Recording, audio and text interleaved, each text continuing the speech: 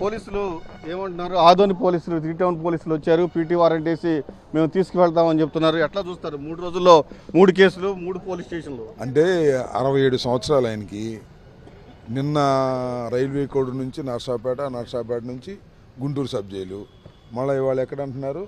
ఆదోని అంటున్నారు. ఇది ఒక 400 కిలోమీటర్లు. ఈ విధంగా 67 ఏళ్ల వయసు కలిగినటువంటి పోసాని కృష్ణమురళి గారిని వేధించాలనేటువంటి ఉద్దేశంతో చేస్తున్నటువంటి కార్యక్రమం ఇదంతా కూడా. ఇది చాలా దుర్మార్గమైనటువంటి అంశంగా మేము భావిస్తున్నాం. ఇవాళ రాత్రి తీసుకొచ్చారు, మళ్ళీ ఇప్పుడు తీసుకెళ్తున్నారు.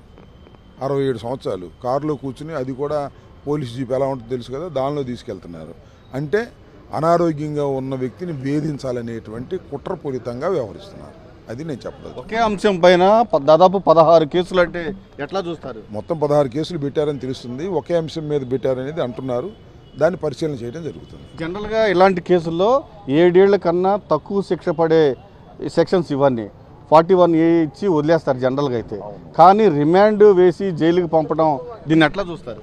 ఇదంతా చెప్తున్నాను కదా, దిస్ ఈజ్ ఇంటెన్షనల్గా పోలీస్ వ్యవస్థ ప్లస్ లోకేషు ఇద్దరు అనుకొని కుట్రపూరితంగా చేస్తున్నటువంటి అంశం. లేకపోతే ఒక వ్యక్తి మీద ఏది అంతర్జాతీయమైనటువంటి నేరం ఏమైనా చేశాడా? 16 కేసులు. మీడియాలో మాట్లాడినందుకు 16 కేసులు పెట్టారు. ఇప్పటికి ఈ వెలుగులోకి వచ్చినాయి. 16 కేసులు తిప్పుతానే ఉంటారు. ఒక 2-3 నెలలు ఆయన హెరాస్ చేయాలనేటువంటి ఒక దురుద్దేశంతో కుట్రపూరితంగా లోకేష్ గారి నాయకత్వంలో, పోలీసుల నాయకత్వంలో జరుగుతున్నటువంటి కార్యక్రమం ఇది. దీన్ని లీగల్గా వీఆర్ గోయింగ్ టు ఫైట్.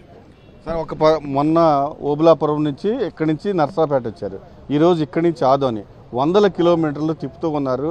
ఆయన హెల్త్ కూడా బాగాలేదని. అదేగా నేను చెప్పింది అదే. ఎట్లా ఉంటుంది? 67 సంవత్సరాల వృద్ధుణ్ణి ఈ రకంగా ట్రావెల్ చేయటం ద్వారా వేధించాలని, ఆయన ఆరోగ్యాన్ని మరింతగా ఇబ్బంది పెట్టాలనేటువంటి పద్ధతుల్లో జరుగుతున్నటువంటి అంశం ఇది.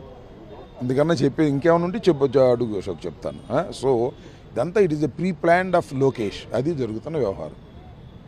ఖచ్చితంగా మొన్న హోంమంత్రి చెప్తున్నారు, రెడ్ బుక్ రాజ్యాంగం అమలు చేస్తే వైసీపీ వాళ్ళు ఎవరు. ఇది రెడ్ బుక్ రాజ్యాంగం. ఇంకంతకన్నా ఏముంటుంది రాజ్యాంగం? రెడ్ బుక్ రాజ్యాంగం కాకపోతే ఒక కేసులో 16, ఒక వ్యక్తి మీద 16 కేసులు పెట్టి అరెస్ట్ చేసి ఇక్కడి నుంచి అక్కడికి, అక్కడి నుంచి ఇక్కడికి, ఇక్కడి నుంచి అక్కడికి తిప్పి అతన్ని వేధించాలి. ఇది రెడ్ బుక్ రాజ్యాంగం. భయపెట్టాలి, వైఎస్ఆర్సీపీకి అనుకూలంగా ఉన్న వాళ్ళందరినీ భయపెట్టేటటువంటి కార్యక్రమం అది చేస్తున్నటువంటి అంశం.